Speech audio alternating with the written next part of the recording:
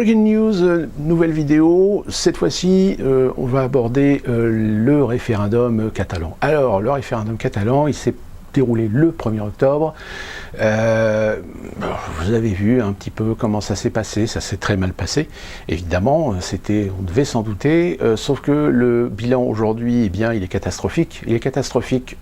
pour le gouvernement espagnol de M. Rajoy, parce que là, on commence maintenant à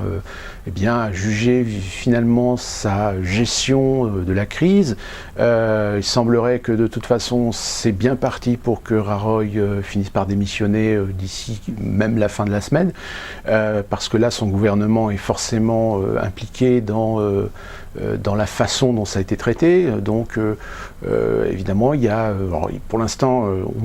sur Internet, il y aurait un mort, c'est-à-dire une personne âgée qui serait malheureusement décédée des suites de certains coups, de violence, mais plus par arrêt cardiaque qu'autre chose. Ce qui n'est pas confirmé par d'autres médias, mais on a quand même un certain nombre de blessés, un nombre de blessés assez important. Mais ce qui pose encore plus problème, c'est que ce qui vient de se produire, donc, c'est-à-dire ce référendum, qui, je le rappelle, le résultat est de 90% pour oui, pour une autonomie, pour une indépendance. Sauf que le problème, c'est que sur l'ensemble des votants qui ont voté pendant ce référendum, ils n'ont réussi qu'à récupérer que 47% de participation. Le reste ayant été, il y a à peu près, je crois, 700 000 voix qui manquent dans ce référendum, parce que les urnes ont été saisies par la police qui a investi certains bureaux de vote pendant la manifestation. Et donc ça pose un problème démocratique, et ça gêne aussi bien aujourd'hui le gouvernement espagnol, parce qu'ils se rendent compte que c'est en train de leur faire une très mauvaise publicité, mais ça gêne aussi l'Union européenne, qui pour l'instant ne prend pas trop position, même si on se doute bien qu'elle est en coulisses et qu'elle attend de voir comment ça va tourner pour éventuellement jouer les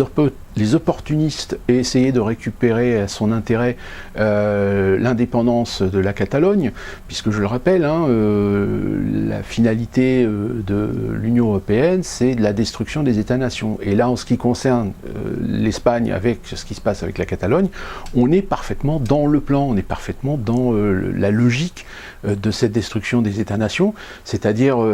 même si un certain nombre de Catalans ne sont pas très chauds pour continuer à être dans l'Union européenne, de toute façon, même si la Catalogne acquiert son indépendance, elle n'aura pas d'autre choix que de continuer à travailler avec l'Union européenne, parce qu'économiquement, elle est quand même dépendante au niveau de certaines subventions, au niveau de certaines aides européennes. Donc, ça va arranger forcément les intérêts de Bruxelles de réussir à récupérer la situation à son avantage, c'est-à-dire de réussir tout simplement à supprimer une région de l'Espagne souveraine pour en faire un État indépendant. Et alors, c'est pas encore fait, mais il est très clair que la gestion du gouvernement de M. Rajoy aurait dû certainement jouer la carte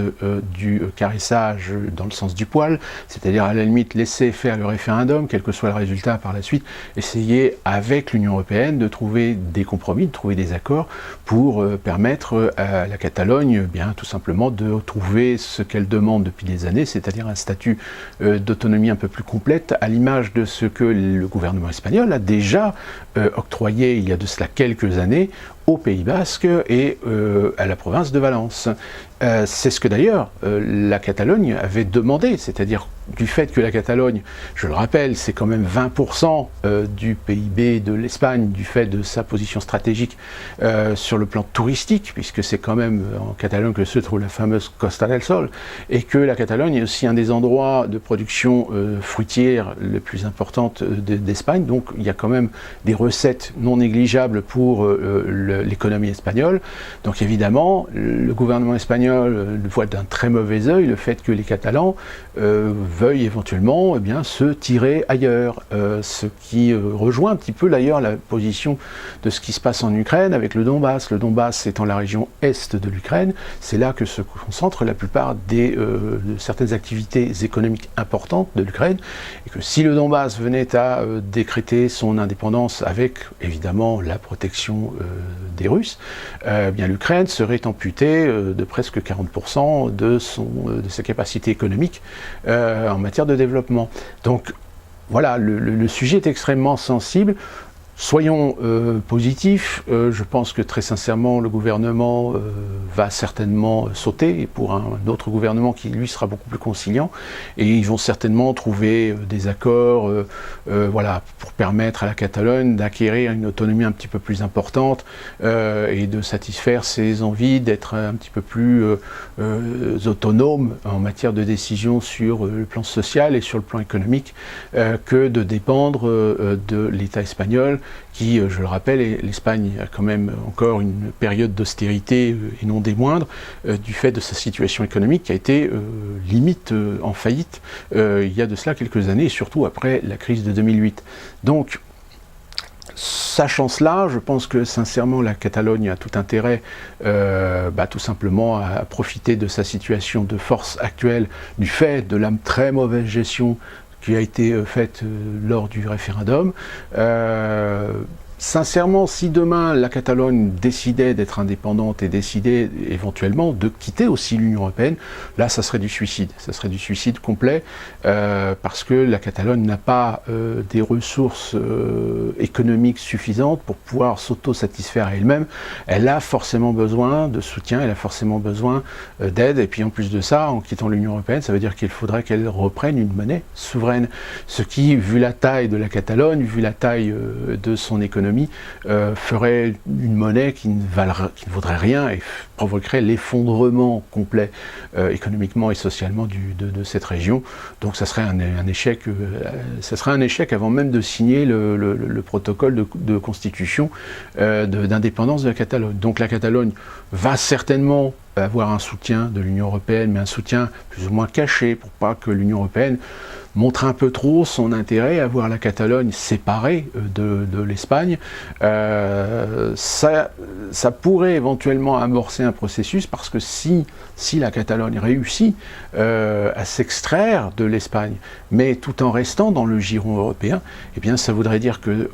dans les mois à venir, d'autres régions pourraient éventuellement, d'autres endroits, dans d'autres pays, pourraient aussi organiser leur référendum. On pense évidemment plus particulièrement à l'Écosse. L'Écosse qui ne supporte pas la situation d'être soumise au Brexit britannique et qui veut absolument essayer de trouver une solution pour revenir dans le giron européen, parce que son intérêt, c'est qu'avec le giron européen, eh bien, on touche des subventions, tout comme d'ailleurs l'Irlande du Nord, qui ce sont deux parties du Royaume-Uni qui ne se sont pas cachées d'ailleurs de cet avantage lorsqu'il y a eu le Brexit. Donc voilà, la situation catalane va falloir la surveiller, parce que va dépendre peut-être pas mal de choses dans la compréhension de la géopolitique européenne à l'avenir. Et on se retrouve très prochainement pour une nouvelle vidéo Breaking News de Info ou Intox.